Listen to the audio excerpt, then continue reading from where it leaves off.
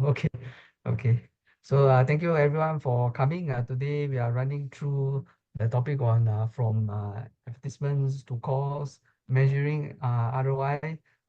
Thank you, David from Delacon, coming here. It's 10 o'clock, 10 p.m. at Sydney, Australia today. I mean now. So thank you for coming to join us in this webinar. No, that's okay, no problem. Thank you. Okay, so a little bit of introduction about University again. We are WSQ approved training organization. Our course fees are skills future credits and NTUC UTAP eligible. So if you have skills future credits or you have a paying NTUC member, you can enjoy uh, funding support for all our courses. So later at the end, I will also briefly describe the most relevant course on this topic. I'll briefly describe about the digital advertising course and the various funding that maybe will be useful for you. Yeah. Okay. So later I will hand over the mic to David on the call tracking topic today. Then thereafter at around 9, there will be a representative from SSG. Yeah, he's Vernon, and he'll be talking about the various skills future initiatives, like skills future credits, the recent 4,000 mid-career credits that you will get. I mean, from the government, excuse me, Singapore. Yeah. Okay. So a little bit about David is the global head of sales at Delacon. He has 10 years experience in the core tracking space and a rich background in IT and technology. So I think maybe I will pass over the mic to David. He will speak to you on the core tracking and describe to you why it is so useful for your especially pay-per-click advertisements campaigns. Okay. All right, thanks, I'll and stop there. Yeah. I'll share my screen now. So it's a presentation that I can show everyone. So just bear with me. Sometimes it doesn't let me share, but that looks like it's all good. Let me know when everyone can you can see my screen. All good? And Great. All right. So look, in today's sort of training session, I'm just going to quickly touch on sort of Delacon, so you know who we are as a business, and then I'm going to sort of jump more into the interesting stuff like you know, the core commerce trends, how we get the sort of link that core data with the rest of the digital user journey, and sort of how we feed that core data into the different digital platforms, and sort of the benefits for sort of capturing that data, and what the reasons for having that data is available. And then I'll just go through and sort of show you what that data looks like in different platforms that we integrate into. And then I'll sort of just finish off and just sort of touch on sort of where we start with clients, and where we try to get them to with that data as well. So just sort of a bit of a overview of Delacon. So we are an Australian company, but we've got a good presence in Singapore.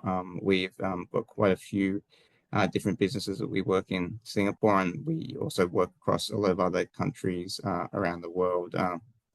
As I was mentioning, you might have just overheard that in terms of verticals that sort of use a solution, you know, we've got a big presence in the travel sort of industry, a lot of cruise companies, a few global travel companies, things like that, health in terms of insurance, finance, which I mentioned before, education, um, digital marketing agencies, obviously, to help them help their clients, automotive as well, tires, things like that, and also just car dealerships, telecommunications and government side of things. And then, look, we have a lot of partners which we work with to try and feed the data into those different platforms as well. And I'll talk a bit more about that as we sort of get through the presentation. So essentially, I guess a lot of you might be asking sort of what is core tracking? So essentially what is core tracking is linking that offline phone call to the online user journey. So understanding sort of, you know, why someone sort of picked up the phone, and then how they found you in the first place, like where they get your number from and things like that. And then being able to, you know, track that across the omni channel. So sort of understand where that call came into play within the digital channels. So, did someone come through as a paid user and then do their research, then they came back organically and then made the phone call. And I'll talk a bit more about this later, but what's happening on that phone call? Sort of, is it the first touch point? Are they purchasing on that phone call? Are they making a booking? So just sort of figuring out what's happening on that phone call. This is just some data to sort of take you through. So it's just sort of talking about sort of the path to purchase and, different decisions people make when they're purchasing. So what we found is that about 61% of businesses say the phone call is really important. These days, obviously, WhatsApp, I know in Singapore, is quite important as well. It's used very widely. But it just sort of people are more engaged generally when they make a phone call. And then if the business is selling something, it's easier to upsell also some of their products on a phone call rather than just via a shopping basket or something like that.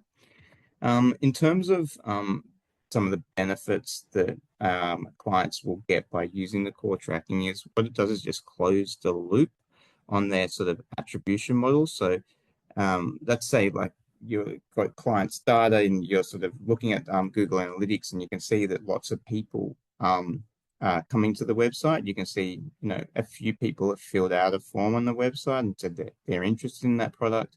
If you've got a shopping cart on your website, like an e-commerce website, you'll obviously be able to see those that are sort of either abandoned the shopping cart or that have gone through and purchased the product in the shopping cart. But there'll also be sort of a handful of people that you saw that came to the website and didn't engage with, if you had a shopping cart, the shopping cart, or didn't engage by filling out a form or something like that. So, without the core tracking, you think, okay, well, that handful of people, they were not interested in our product. But once you plug in the call data, what you might find is they've actually picked up the phone and made a phone call, and they were interested and may even purchase the product. They just felt they needed more information, or they had a few more questions that they want to ask before purchasing the product. So as a marketing manager or an agency working for a client, one of the key metrics that often comes up is CPL, which stands for cost per lead. So how much does it cost us to get a lead in the door? And that's a metric that is sort of measured as a KPI often. So if you're in the marketing side of things, sort of how well you're performing, that could be one of the metrics. Or if you're an agency that's got a client, the client's going to be looking at those sort of metrics there. So once you put the core tracking data, that really helps with that cost per lead, because you might have a bucket of that you're delivering 300 form fill out. So that's considered a lead, right? And then that's costing you $3,000 to get 300 form fill out. So you do the calculations on that figure, and then you get your cost per lead. But let's say that you turn on core tracking, and you find that from those campaigns, let's say you're running AdWords campaigns or something like that, that you've all of a sudden sort of realized that you've now also got another 300 calls coming from those AdWords campaigns. So instead of 300 leads that you're driving that month to the business, you're actually driving 600 leads from that same budget. So that cost per lead is looking a lot more healthier. And that's, one of the major reasons that people will use the core tracking there. We then can work with clients to get to CPA, which is cost per acquisition. So not how much it costs me to get a lead, but how much does it cost me to get a sale through the door. To be able to do that, obviously, you need to sort of integrate with a system that captures whether it was a sale or not. How we do it for the core tracking side of things is we can pass the data directly into like a CRM system, the big ones like Salesforce, HubSpot, Zoho, or pretty much most systems you can pass it into. And then that's where you can capture all that data. For the clients to have spoke systems, or it's a bit difficult to get it in there, we do also have a data matching solution where if they provide us certain data points, including the dollar value, they can upload it via our portal. We can do a match and work out which ones with Delacon calls, and then automatically pass that data into the likes of Google Analytics and Google AdWords, so they can then see which campaigns have converted sales and how many sales they got from the different sort of campaigns there. So I guess just looking at the sort of marketing journey of someone, you're either coming from, you're looking offline, so you're seeing TV ads, radio ads, print ads. There might be, a phone number on there. Or there's obviously the more popular these days online engagement, which can be through, multiple things, whether it's sort of digital advertising content, search, social, display, video, affiliates. Like there's multiple ways, lots of ways on the digital side. And then sort of, how people are sort of engaging with that digital side. Are they clicking through a banner? Are they reading a social post and then sort of clicking on a link somewhere? Are they going directly to a website? And then it's sort of what action are they taking? So are they, filling out a form? Are they making a transaction like an e-commerce transaction? Or as I mentioned before, are they picking up the phone and making a phone call? So passing that data in is just going to get you to understand sort of where the person is actually looking at sort of making a transaction. And then there's other things that you can start to engage more with them if you start to funnel that data into other systems such as a CRM system. And I'll talk a bit more about that, but there's like remarketing opportunities and things like that.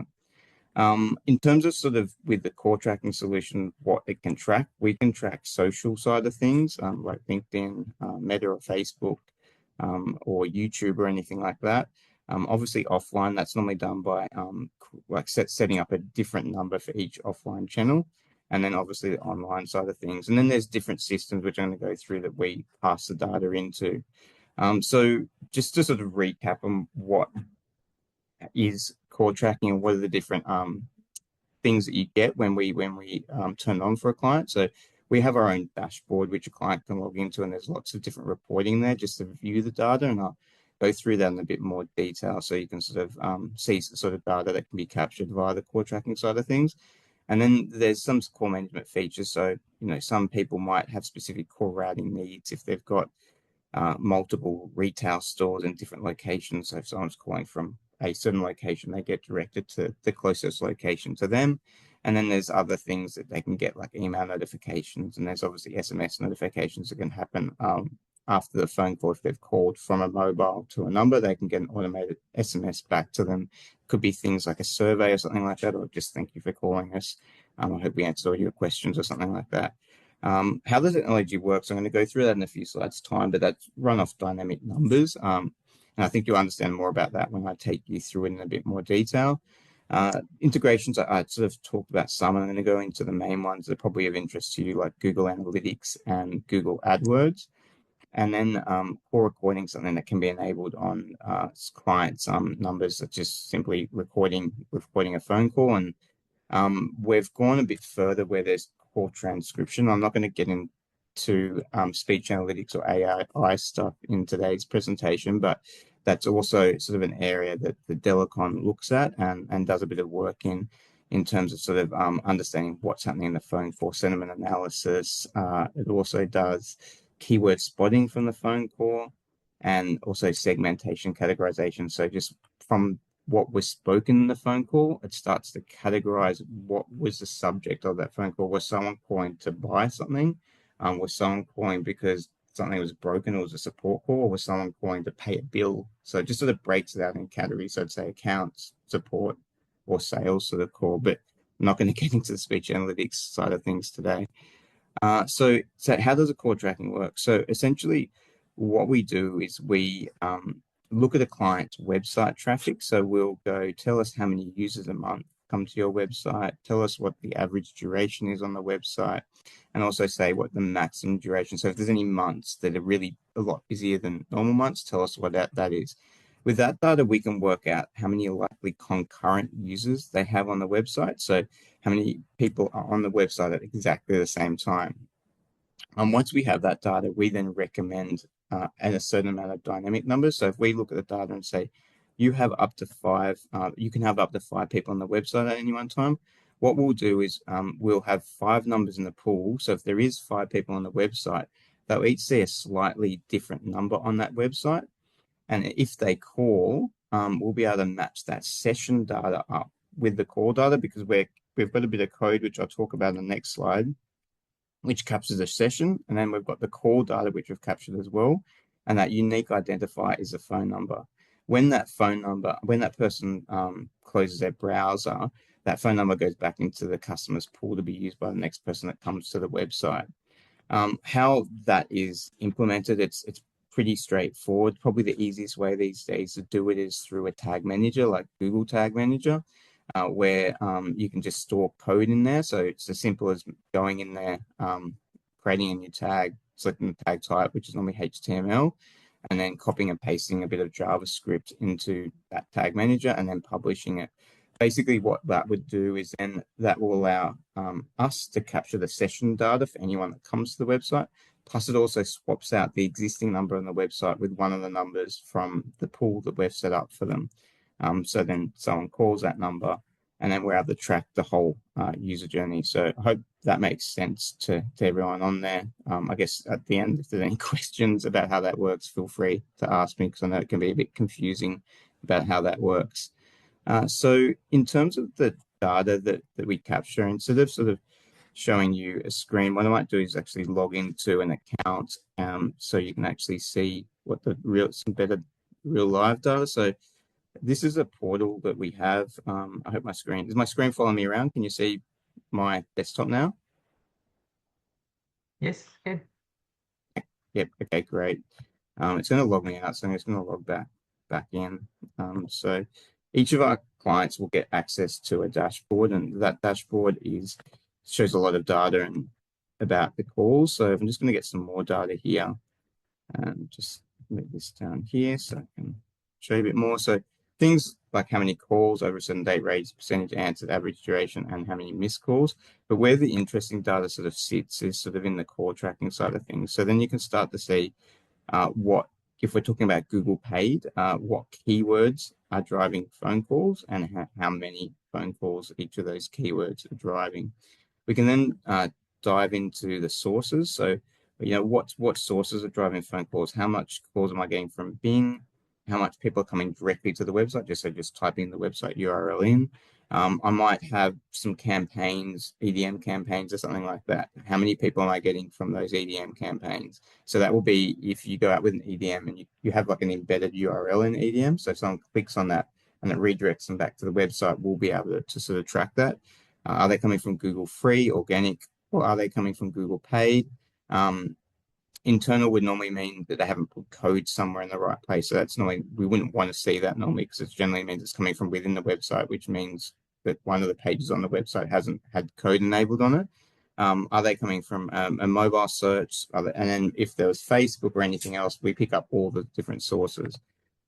We can also pick up things like the page people called from, and how many calls each of those different pages have actually had. And then there's things like, for some businesses may be of interest, like call timing, so what time of day people are calling, and then looking at more of a daily, over this date range, what day of the week you get the most phone calls. Where the call log is sort of all the data that we capture. So I'll just sort of take you through, see if I can find a Singapore example in here somewhere for you. That's not a paid one. Any paid Singapore examples? It's random, but I'll use this one anyway. But so what we'll do is we capture the caller's phone number and where they came from. So in this instance, this call, someone who called coming from a Google paid campaign. The phone number that they called, our number's a virtual number, so they need to direct somewhere. So that's the answer point for that number. And we can even pick up the location. We can pick up the keyword, which I spoke about before, what device they were using, and then what browser they were using. So in this case, they were using Chrome. Even internet service provider, probably not so interesting for some companies, but we have some telcos who it's interesting for, because they can see if they're looking at this in real time, they can see if the person they're talking to is with a competitor and maybe knows what that competitor is charging and can sort of offer a bit more of a competitive rate for their services to win the business. The page that someone landed on, and then the page that someone called from, where it came from. Things like the date of the phone call, the time, the duration, whether it was answered. We can set up things like a survey at the end of the phone call, like that someone just puts in, like whether it was a sale or not a sale, and that can be passed through here. What we can also do is some bigger businesses have something called an IVR. So an IVR, you probably all would have come across it. You might not understand what that actually means, but it's essentially when you call a big business and before you talk to the agent on the other side of the phone, it might say, "Welcome to XYZ business. Please press 1 to go to our sales team, 2 to for an general inquiry, 3 for support, or 4 for accounts," or something like that. So we can listen into the options that people select in the IVR and report back on that. And why that's beneficial is it kind of gives the person looking at the data a better understanding of what type of phone calls they're getting. So, okay, they're running a campaign and they're getting lots of phone calls. They're getting 50 phone calls a day, but 90% of those phone calls are going to the support line, which we don't want to drive those phone calls. We're paying for these ads. We want to drive calls that are going to the sales team, not to our support team. So maybe we shouldn't bid on this keyword. What we're finding some of our other customers are doing with this data are starting to build out audiences with this data, and you can do that in AdWords. So starting to identify, okay, if this person put this option, then they're likely to be a customer. So if they're going to a support or an accounts queue, then they're going to be a customer. So we're going to bucket them and put them in an audience of a customer. And then what we do is once we get to about 150 in that list, we can then upload that list in Google AdWords and start to suppress them from seeing our AdWords ads moving forward.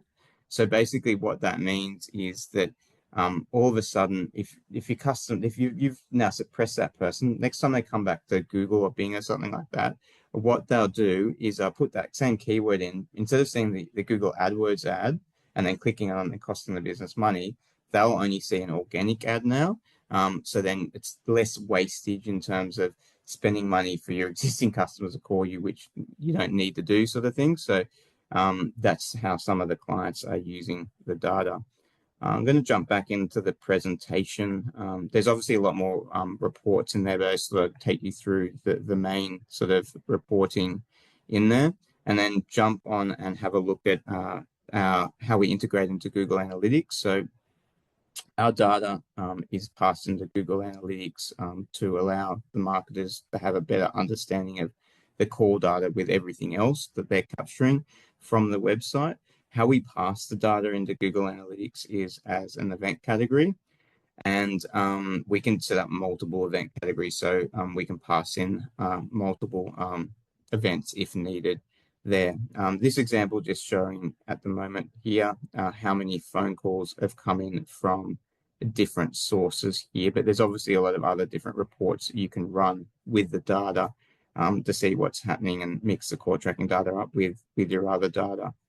What we also do, and some of you may or may not be familiar with Looker Studio, it was previously called Google Data Studio, and they renamed it probably about 12 months ago or something like that.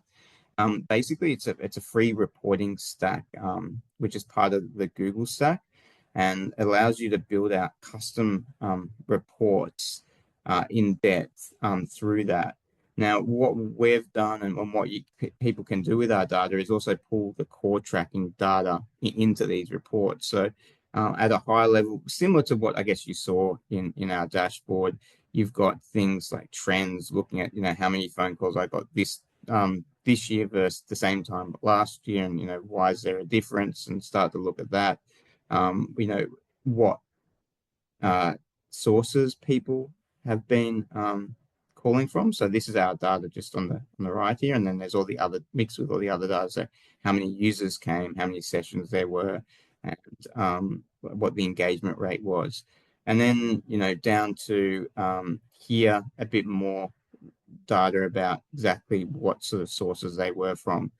And then this is where it gets even more interesting. So this is when you can start to look at how much you're spending on your campaign. So what is the actual cost? So, okay, I've got this campaign. I'm only spending, 7,000 or something on it. I've got 79 phone calls, but I've got another campaign where I'm spending 2,000 on it, and I've only got one phone call there. So that's obviously not driving me much business. Maybe I should move that $2,000 up to the $7,000 campaign, and then I'll get a lot more phone calls.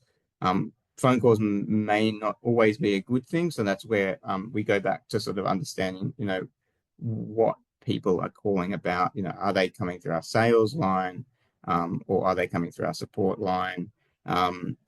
And or is that even turning into a sale? And that's where that cost per acquisition comes into play.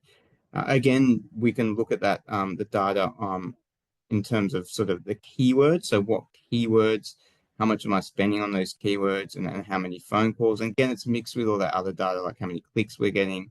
It gives you sort of cost per click there, and then how many users and sessions and stuff like that. So that's just giving you a sort of a holistic view of how the phone calls fit in with all the other data that's sort of being captured online. Some of you may or may not have come across Search Ads 360. That's obviously a paid version. That's sort of like I always say it's like the supercharged version of Google AdWords. Generally, people won't use Search Ads 360 unless they've got big spends in terms of search, because it costs around about 180,000 Singapore dollars a year for the license for that. So you wouldn't want to be spending that much unless you've got a lot of spend on keywords. But we've integrated into this platform, and then we can actually see a bit more data than you would in AdWords. So in this example here, it's actually broken down by the different options that someone's actually selected in an IVR. But we've actually had to remove a bit of data here because it's obviously clients' data, and we can't sort of delve into which clients they are. But you can it just puts the picture together a bit nicer there. And the other benefit of Search Ads 360 is it's real time. So you can start to optimize your bidding in real time. So if something's performing better or driving more leads, and you can start to adjust your bidding to spend more money on what's performing better, and then take the money away from those campaigns that aren't performing as well. So that's just one of the other benefits of Search Ads 360. This is just a look at sort of how our data could look in terms of if you want to pass it into a CRM system. So generally how our CRM integrations work is when a call comes in, we've captured the caller's phone number. We will look in the CRM system if that phone number exists. If that phone number exists, then we can create an active, like a call activity against that existing account within the CRM system. If it sees that there's no number that's in any of the accounts there in the CRM system, it will create a new lead or contact, depending on what CRM system you're using. And in there, we'll then capture all the core tracking data, similar to sort of what I showed you before, sort of like, where they came from, whether it was, and what was a keyword. So this one was from Bing, and that's a keyword there. And then a lot of the other different information there. So that's then tying all that data up. So this can go from a lead into an opportunity, and that's when a dollar value starts getting tied to this, and you can look back and, okay, like this person spent $5,000. How did we originally get them into the business? Okay, great. They came from Bing. They put this keyword in there. Okay, maybe we should start spending more on that keyword. In the core tracking side of things, we do integrate into a lot of different platforms. So these days, really the analytics side of things, you've got Facebook Analytics, you've got, if you're spending a lot, Adobe Analytics, but mainly most people will be using Google Analytics. So any of those platforms will we pass the data into. And then there's the like the marketing automation platforms. So maybe you've heard of Pado, or sometimes pronounced Padot, which is a Salesforce product, which is sort of a marketing cloud version, or there's Marketo, which is an Adobe in the Adobe stack. So we integrate into Marketo, so that sort of feeds information there for things like nurture campaigns and things like that. So you can sort of create different campaigns out of there. Search Ads 360, we pass the data in. There's other systems, but they're starting to become a bit extinct as Google sort of takes over sort of that marketplace there.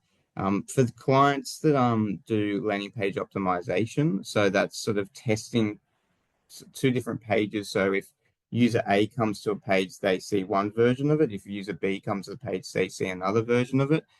So if clients have like a call, like they've got two designs they're not sure of, but one of their objectives is a call to action, like we want to get people to call in, then they can use things like optimize the X to do that, and then we can pass our data in there. Go, okay, page A drove 50 calls, page B drove 20 calls, and they can go, okay, let's go with page A because we want to get more phone calls.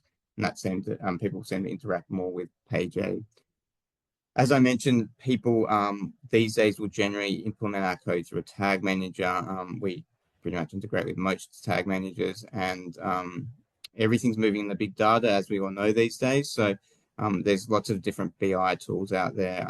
Google's got Google BigQuery, which is like a Google sort of database there, which we integrate into. Obviously, there's stacks like TabClicks, Tableau. But there's another one called Domo that probably you haven't heard of before, but it just connects all these connectors together that we integrate into. So obviously being able to pass that data into the big data platforms is important. And then, as I mentioned before, getting into a CRM system will really help you get to that cost per acquisition, because obviously that's normally where the sales value is stored. This is just a look at sort of some of the different technology partners that we integrate into. I think some will be familiar, some maybe not so familiar. There's one of Zapier. This one is an interesting one because it integrates with about 1,000 different systems. So by having an integration with Zapier, it allows us to connect into over actually 1,000 different systems. I think 300 of them are different CRM systems there. So generally, just the last slide here, hope I'm doing okay with time, is sort of how we as a business try and work with our customers with the core tracking data. Is sort of we start down here at this level. So, giving them the data. So what's driving a call into the business, what sources, campaigns, keywords, if we're talking about Google Pay, the driving calls in there. And then once they start to understand that, we can just take them to the next step, which is, okay, now now you've got all your data, you've closed the phone, form fill outs, calls. If you've got a shopping cart, you know who's purchasing. Now you can start to optimize your marketing and be very confident that you've got all the data in front of you to start to optimize to be successful. And then once you're there, you might want to go, okay, I think I've got this right now. But I actually want to, I don't just want to know what leads I'm driving in and optimize to a lead. What I want to know is which of those leads are actually converting into a sale, because that's really, where we're making our money. So understanding different ways to do that. As I mentioned, there's the passing data into the CRM, or they can do data matching, which is sort of give us data points and we help them stitch that data together. And then that really allows them to start optimizing their marketing campaigns based on a sale. So we now know that these campaigns or these sources are driving the most sales in the business. So that's where we want to shift our money and start to spend more money on these online campaigns. And that might change over time. So that's where you sort of evolve and keep on looking at the data there. And then that will allow you to start remarketing back to people that are still in the sales funnel, so that they haven't actually turned into a customer yet, but we know they are interested. We've got all their details. Now we can start to remarket back to them. And even there's some personalization steps that you can do, and we do integrate into some personalization platforms. So that's if they come back onto the website and we know that they're looking for a certain product, that we can maybe pop up some information or a deal or something like that about that certain product. So it might be more likely to entice them to go and finally purchase that product. The advanced stuff, so I sort of spoke about some segmentation side of things, suppression side of things. So being able to identify who is your customer and who isn't, and then be able to reduce the wastage in terms of how much we're spending on things that aren't actually going to generate new business. And I haven't really, I'm not going to really touch on speech analytics, but there's some really more advanced stuff that some of our customers are doing there. Interesting stuff with keyword spotting. So when we're listening to these phone calls, there's certain keywords that are coming out of that. And a lot of those keywords, businesses wouldn't have thought that customers would have thought about that's the wording that they would use for their product. So they're getting key understandings of keywords that they can actually start bidding on that they never would have started bidding on before to put themselves at the top of AdWords there. So, and then normally those keywords aren't as popular as well, so they're costing them less per click as well. What we also found with one of our customers that we did speech analytics with, they were a tire business, and what we found is there was a lot of discussions about wheel alignment on the speech analytics side, but they'd never, even thought about bidding on wheel alignment, though there's good money in it because it's a very easy job for them to do and they can charge, $100 or a bit more for it, but it takes little time to do that. So they actually started bidding on that keyword, and all of a sudden they got a lot more sales in there and they're a bit more profitable that way as well because they said it was sort of quick, easy work to do as well. That's me, Ange. I think hopefully I've done okay with time. I wasn't too quick or too slow. Yeah, we're doing fine. I mean, we can open the floor to some uh, questions and answer. And yeah, yeah, Yeah, so if anyone's got any questions, don't be scared. I'm happy to answer any questions or anything like that. And I guess hopefully it was I know it can be a bit complex to understand, but hopefully it was sort of gave you a better understanding of what core tracking is and where it can benefit certain clients and then what you can do with that data as well. yes. Always when you get questions, everyone goes quiet.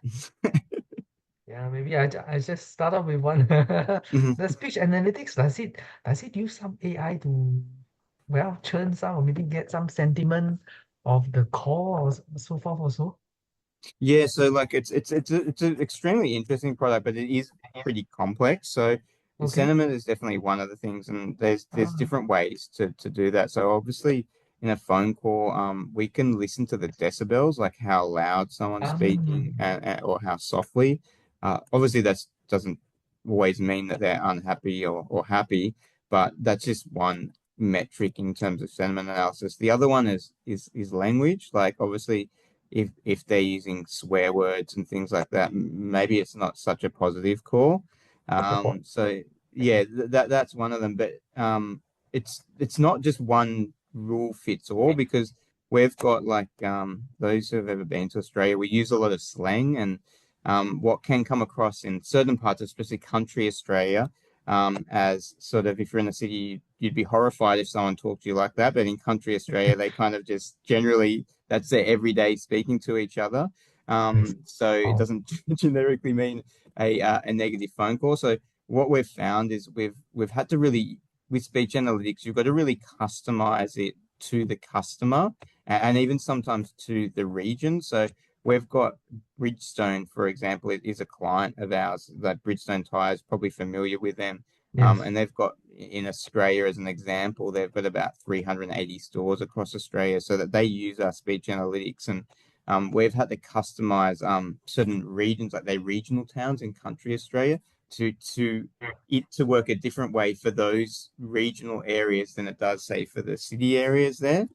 So it rates the calls if we're talking about sentiment analysis, not as harshly if certain words are used and things like that. But yeah, in general, like even outside the sort of sentiment analysis, like it's a big speech analytics, like it's a big thing. Like us ourselves are still learning sort of the different ways to use it. We've got a few finance companies that will use it for compliance purposes. So the on the other end, their agents, if they're selling a product or they're even talking about a product, have to say certain things, certain compliance things before either selling the product or talking about the product. So making sure that they're actually saying what they need to say on the phone call.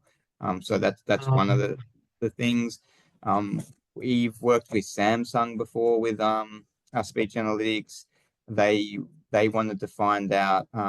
They had a call center somewhere in Asia, can't exactly remember where, which they won't. It's not a great story. So they weren't sure that they even needed that call center.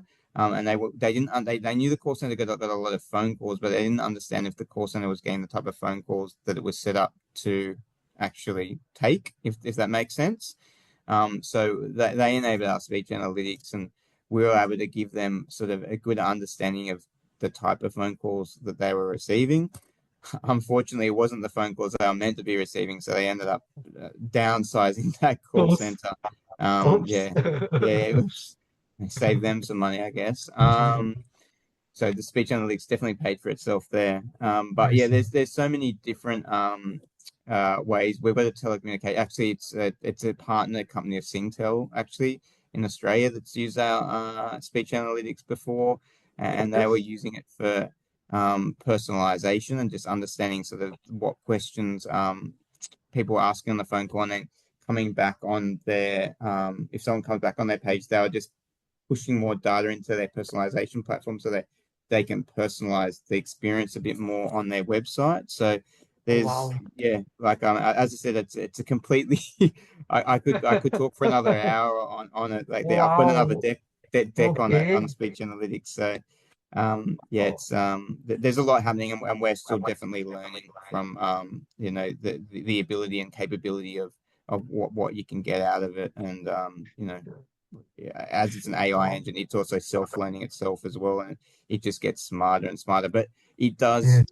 it does take human input, and for Sure, sure. most customers, we have an out-of-the-box solution where you get sentiment analysis, keyword Mm, spotting, you do and training.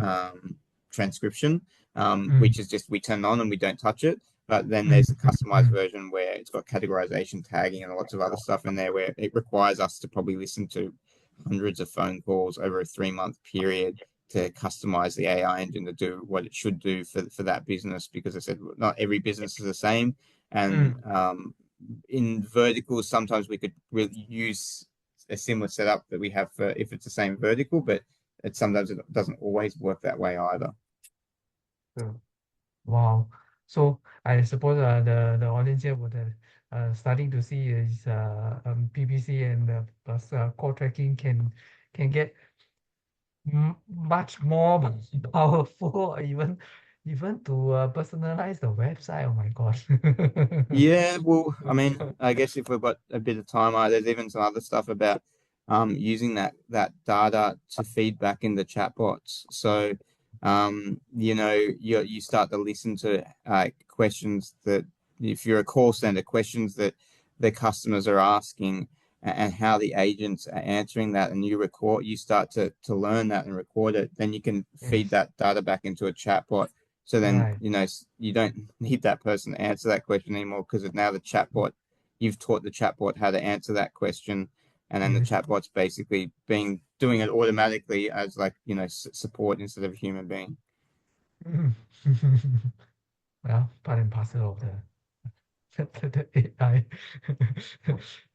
Well, maybe see if any questions from the audience. I'd like to know about call tracking. Any of the slides previously? Hi. Eh? Yeah, I I messaged there in the chat, but I think Oh, that you haven't seen the chat yet. Can oh, you just have okay. a look at the chat? I want to know when the callers call, okay, how when and we gather all these datas, is it that we are keeping the datas, or is it a um central system keeping all our datas? So yeah, that's a great question. Yeah, thanks for jumping on and asking the question as well. Appreciate that. So we've got a bit of code which so when someone visits a website, a session is created. In that session, there's information about sort of how that person got to the website. So, did they come from Google free, Google paid? If it was paid, what was a keyword, and things similar to the data that I pretty much showed you, like the device, all that sort of information. That's all captured in the back. It's not captured in the cookie. It's captured in the session. It used to be captured in the cookie. It's not, pretty much, they're just, cookies are getting removed and sort of extinct, but it's captured in the session. So we've got access to that. Our code pulls that session information, and then in our database, it stores that information. If we have our call data which sits separately. If a call happens, that we then look at the two pieces of data and see if we can marry them up by a phone number and a date and timestamp. if they are married up, we join them together, and that's where the data is captured. If after, don't quote me on this, but I think with us it's maybe 30 days that there's no calls associated to sessions. We just dump them from our database because there's way too much data to store in terms of the amount of sessions, because we work with businesses that have hundreds and thousands of users a day on their website, so it'd just be ridiculous to sort of keep that data anyway. But in terms of security and stuff, all the data we're capturing is PII, like there's no PII in that data, and there's no sort of compliance issue because we're not capturing any credit card details or any personal information in that data.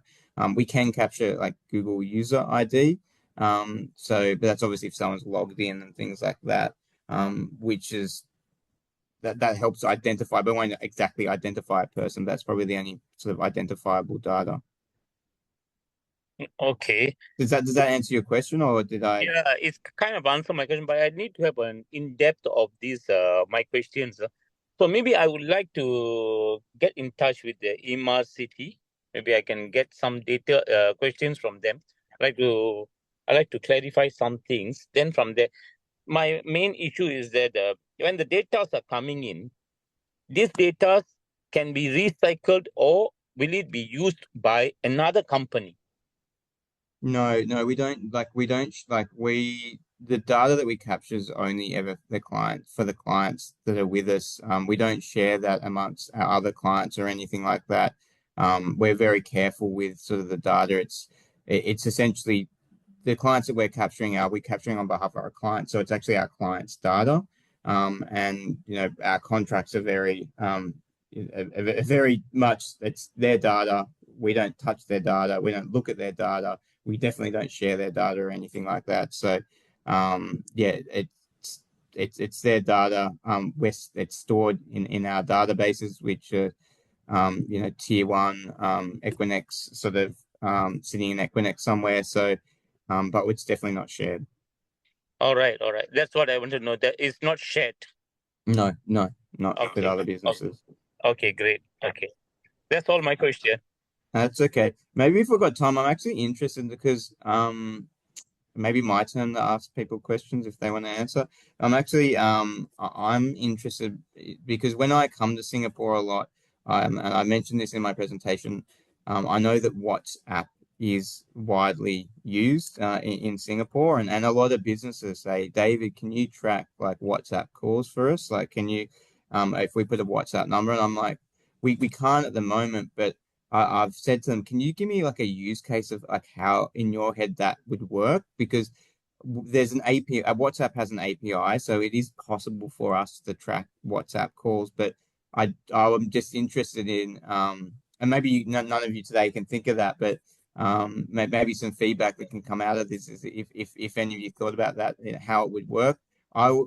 When I think about it, I would assume that we have access to the API, so we can track messages and the conversations that happen through WhatsApp, through the API. But we'd also potentially have to swap out the WhatsApp number that's appearing with one of our WhatsApp and somehow connect it with the existing WhatsApp number. But I've spoken to our developers and they say it's possible when they looked at the WhatsApp API. But maybe something to think about, or if anyone's got any feedback now of a use case of sort of how it would work, WhatsApp would work with call tracking. Yeah, I'm using WhatsApp as a base to do my business right now. So it is a mix of client's number and my number. It's very hard to differentiate. It's very hard to separate it unless I have two numbers. Otherwise, you're there messaging your personal mobile number, because this has been the number all the while. So if I were to ask my friends to not contact this number, that is going to be very hard to separate them. But there must be a way for the WhatsApp to segregate the personal and official or official. Yeah, there probably is. Like in Australia, we've got a product where they're called virtual mobile numbers. So they're basically numbers that look like a mobile number, but they don't need a SIM card or anything like that. And someone can call that number or SMS that number. If someone SMSs that number, we convert that SMS into an email, and it gets sent to the email address that the customer specifies that they want. If the customer replies back to that SM or email, it converts that email back to an SMS and sends an SMS back to the person's mobile that originally sent it. That is good, but if it goes that way, I find that it's slow. The speed is not there. The speed is in like how long it takes to reply, how long the SMS takes to get back to them, or just it means you got to jump. It means you got to jump on on your emails and go through emails and then reply through emails. Is that what you mean by speed? Yeah, the speed. When I talk about speed, I'm talking about when I WhatsApp you, you reply me back. Yeah. It's you want it to happen in the WhatsApp interface for sure.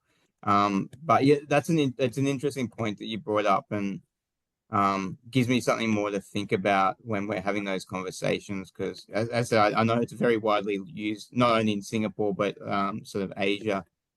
It's sort of WhatsApp sort of taking over, especially in the business world, which is great because in Australia no one uses it for business, but in Asia, it's very widely You mean used. in Australia, no one is using WhatsApp?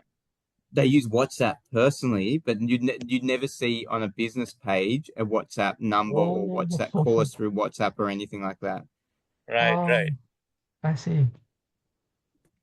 Yeah, Mm-hmm. I mean, for Immacity wise, we also receive the inquiries, I mean, uh, through WhatsApp, and we use it to communicate with our, yeah. Uh, so instead of call tracking, David, you are suggesting something like the WhatsApp tracking. Yeah, well, I mean, it's something that Interesting. it's possible. We know it's It's possible, possible. Yeah. but yeah, Mm. but it's like, it's just interesting to hear some of the user cases where, okay, yeah, we're like, if we could give to people, like, how would you like it to work, sort of thing. Yes. So Yes. just, it's a question I've asked to a few people that have asked me, can you do it? I'm Yes. like, yeah, but what are you actually asking for? Yes. And think about how our system works and how WhatsApp works. What do you want from our system, and then what do you want? What do you want us to report back on, sort of thing? Do you just want to know if someone sent you a text message, or do you want to actually know what the conversation was? If Do you want to if know if someone called you you, via WhatsApp?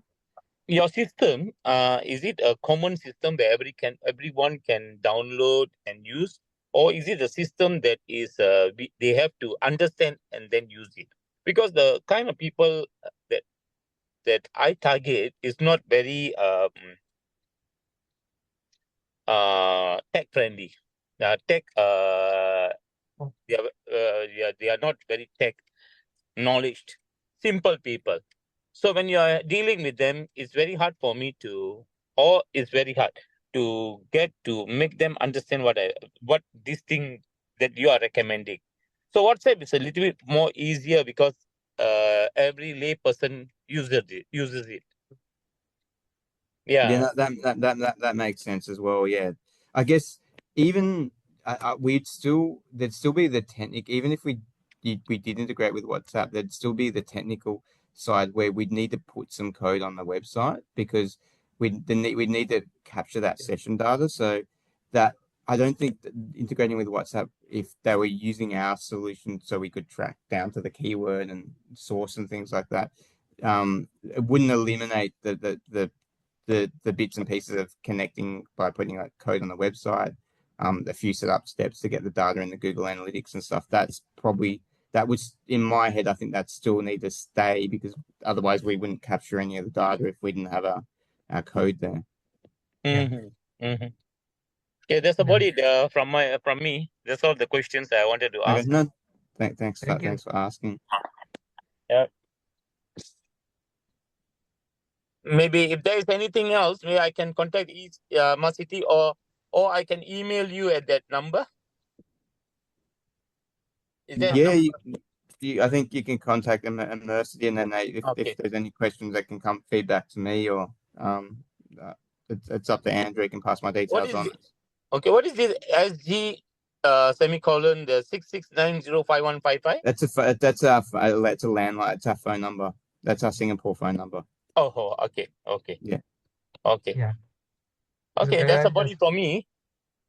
So thank you for sharing your knowledge and answering some of my questions. and When maybe in the future I'll contact them again. okay. Thank you. Thank you. Thank you. I'll exit now. Sure. Any other questions from the audience? So interesting. Not only call tracking, we have WhatsApp tracking.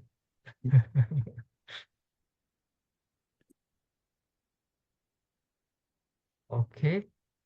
Well, if no other questions, subsequently, if you still have questions, you can write into us, or you can call David at this number 66905155. I think you'll be more than glad to discuss call tracking with you. Yeah. So I think next wise, I will just run through maybe every course wise. I mean every webinar I'll run through some relevant courses are here at university. So I just run through. So just now the presentation was about like PPC, and then I mean pay-per-click, paid advertising, about tracking effectiveness. Mainly, maybe most beneficial will be for your advertising campaigns lah. So our 3 days course wise, we have it covers through Google search, as in just now, David was running through Google Ads, what keywords to use. Just now he was mentioning about the Bridgestone? No, the car. What was that? The car. You discovered some new keywords from the speech analytics, something like that. Yeah. So about discovering keywords, yeah, relevant keywords, and then after discovering keywords, got some additional business, new angles of targeting customers, writing advertisements, yeah. Google Display about targeting your ads at all those websites, very popular websites, like maybe Straits Times and so forth. Remarketing, just now, David also briefly went through. Remarketing is really uh, once somebody has been to your website, subsequently, these are the interested people who have already came to your website, they look at your products and services. Thereafter, if you want to reach them again, because that day, maybe when they came to your website, they were half decided, still this comparing between your business and maybe the other one. So then you remind them as they see your advertisements on Facebook, Instagram, or Straits Times, or the many websites. You remind them, maybe they come back to you again, then maybe they send you the inquiry. So remarketing is really one of the best return on investment in terms of paid clicks lah. But of course, it will be limited to the amount of traffic, the amount of visitors that you get on your website. Yeah. Meta, you run through Facebook and Instagram, running ads on Facebook and Instagram, interest targeting, remarketing, and optimization. Well, optimization is what we have been going through the whole evening about the using core data to optimize your spending. Yeah, optimizing based on the results that you get, the emails that you get, the phone calls that you get. Yeah. So spending your money wisely on the places that give you the results, and stop spending on those that not give you the results. Yeah, it's one of the key things for paid advertising. Yeah, you want to spend your money at the best places, best groups of people, best keywords to use. Yeah, like what David was mentioning just now. Okay, so our courses is eligible for SkillsFuture credits and NTUC U tab. Yeah, if you are NTUC paying member, you can get up to like 50%. You can get 50% of any cash payment that you made for the course lah. So maybe some example, let's say for this digital advertising course, 1,004, there is a SkillsFuture subsidy minus 910 for those age 40 and above.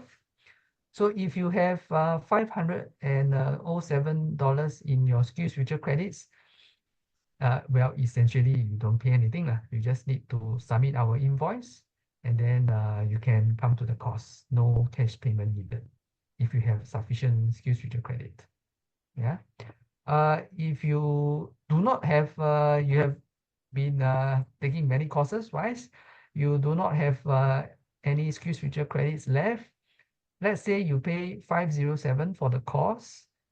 If you have NTUC UTAP NTUC membership, you can apply for reimbursement. They will reimburse you half of the cash that you pay. So eventually you just pay 253. Yeah.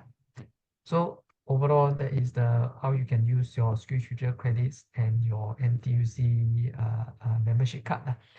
So well, for every webinar wise, we will give some promotion code and so forth. So if you are briefly interested, I mean, to know more about the digital advertising course, please do scan the WhatsApp here, and then today, yeah, so that we see the timestamp is today, you'll be able to get the 15% off course fees before funding. Yeah, so if you are no obligation, no obligation. It's just if you are interested, scan it so that the day after you can get 15% of the course fees before funding. Yeah. Any questions about the course before I hand over to the Vernon? Yeah, he's from SSG. He'll be describing to you how you can use your SkillsFuture credits, how you can also use the mid-career SkillsFuture credits. Yeah, for the $4,000 that has been credited to your SkillsFuture account this year, this May. Yeah. Any questions before I hand over the mic to Vernon? Feel free to scan the QR code, get the 15% off. No obligation even if you don't sign up.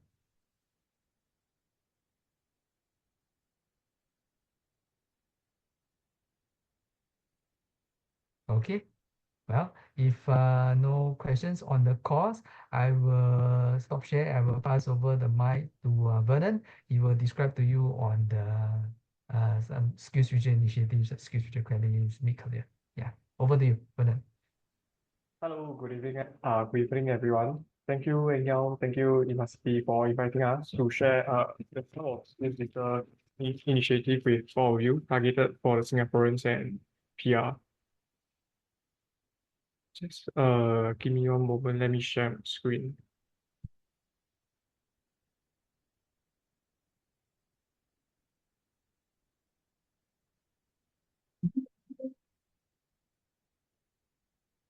Okay. So my talk is gonna be end quite fast. Pretty fast, about 5 to 10 minutes. Because I don't want to spend too much of your time, and I don't want to stand in between of your evening rest. Okay, so my content it's quite simple. I will cover what is SkillsFuture credit, how can you use your SkillsFuture credit to find about SkillsFuture credit eligible courses, and last but not least, maybe we want to introduce something new to all of you, which is called the skills and training advisory, where you can make a one-on-one consultation with our career advisor. For example, after you take the digital course, you want to start your own business, or you want to further upgrade yourself, our advisor will be there to help you. At least you have someone to talk to and you won't feel so lost. Okay, so let's dive in. For Singaporeans and PR, once you reach 25 years old, you have opening $500 into your account, and this $500 does not expire.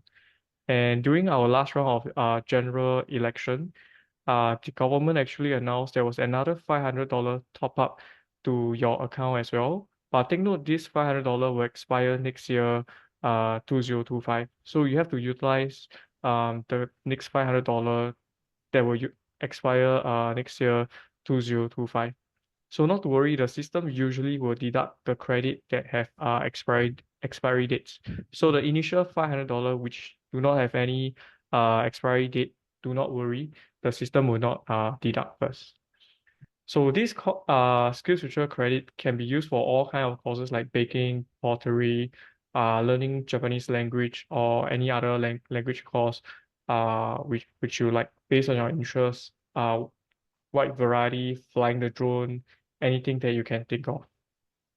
Then something new over here for Singaporeans who have turned 40 years old and above, you have another $4,000 top up into your account where you can take courses that is related to mid-career, because this credit is called mid-career for people around this age group to further upskills themselves, because our society is moving very fast with digital disruption. So there's a lot of studies that uh, have a lot of finding that this group of people they are working, they need a lot of resources for them to upgrade, not only in digital space as well, but in other area like architectural operations as well. So all these courses only so all these $4,000 only can use for courses that is tech under mid-career, which we have about 9,000 nearly 9,000 courses. So where can you find all these courses? Simply log on to www.myskillsfuture.gov.sg. Use your SingPass app to scan the QR code, and you can access to your account, and then you can browse through this website to find all the courses available here. And this website is extremely useful because you also can find industry insights. Like for example, how is the digital space is doing? What is the salary benchmark, and what are the opportunities available, what are the key skills that you need for the industry. So coming to the end already, what is skills and training advisory, which might be something new to all of you. So skills and training advisory is a service by SkillsFuture Singapore that helps Singaporeans and PR to identify further skills and training that you need for yourself. For example, after attending certain courses, so what is the next step? Do you want to further upgrade yourself to a full-time diploma or even go to degree? Or do you want to start to work in a digital space, or you want to set up your own business? So our advisor here, they will advise you what is the best step to take. I have to say, maybe sometimes they do not have the best answer for you, but at least there's someone there to listen to you, maybe to brainstorm with him or her what is your goal for the next step. So these are our location where you can find the skills ambassador. These 6 locations. For those who are staying in the west, you can go to the Jurong Frontier Community Club, and also E2I Center located at Jurong East. And for those who are staying in Central, we can go to Teki Community Club and Lifelong Learning Institute, where I'm based at. Then for those staying in the East, you can go to One Tampines Hub or Punggol. But take note of the timing. Some center open at 9 a.m., some center open at 10 a.m. So for the consultation, it's completely free, 30 to 45 minutes. You can just scan this QR code to make appointment with our skills ambassador. The only thing that costs you money is your time to travel down, that's all. But you can also book online consultation if you prefer online mode due to maybe commitments from your side. Yeah. So with that, thank you everyone. Thank you, Anyao, for inviting you. us to share. Thank you. Thank you, brother. Thank you. Thank Thank you. Yeah. So any questions for either Vernon or David on the core tracking or SkillsFuture credits, the mid-career?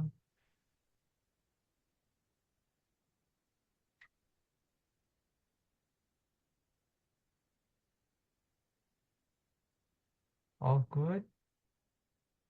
Okay, Ken. Then thank you everyone for attending the webinar today. Yeah, I hope it has been useful. I mean, we learned about core tracking, how you can use it to optimize your paid advertising spend. We learned from Vernon on the various SkillsFuture initiatives by SkillsFuture Singapore. Okay, so thank you everyone. Thank you for attending. Have a good evening. We will be sending out the emails for the subsequent webinars. Recording the link for the recording will also be sent to you next Monday lah. Yeah. Thank you everyone for attending. Have a good evening. Bye Thank bye. you. Bye. Thank you. Thank you, David. Thank you, Madan. Yeah.